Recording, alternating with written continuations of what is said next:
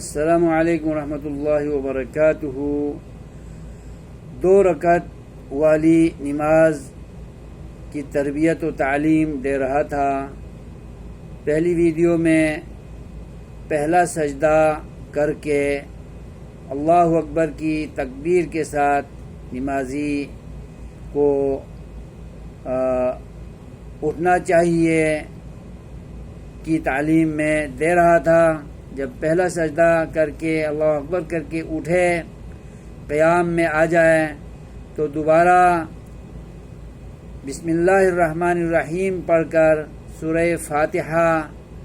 مکمل طور پر تسلی سے پڑھے، اور اس کے بعد کسی ایک چھوٹی سورت یا درمیانی سورت یا چند آیات کہیں سے بھی نمازی پڑھے تو سورت پڑھنے کی جو سنت ہے، جو طریقہ ہے، وہ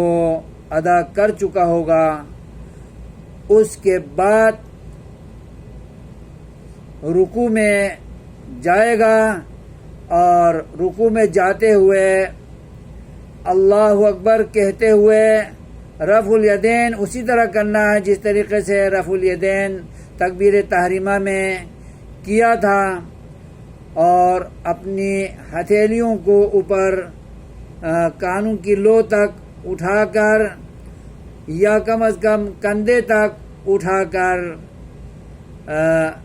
اللہ اکبر کہتے ہوئے رکوع میں جانا چاہیے، اور رکوع میں سبحان ربی العظیم 3 بار کم از کم پڑھے، یا اس سے زیادہ تسبیحات پڑھ سکتا ہے تو پڑھے۔ سبحان ربی العظیم آرام سے پڑھے۔ پاک ہے میرا عظمت و شان والا رب، سبحان ربی العظیم، پاک ہے میرا عظمت و شان والا رب، پاک ہے میرا عظمت و بلندی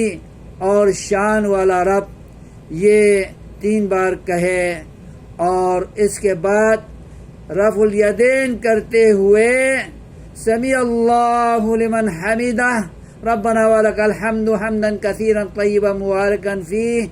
پڑھتے ہوئے وہ ہاتھ کو نیچے کرے، اور اگر وہ مقتدی ہے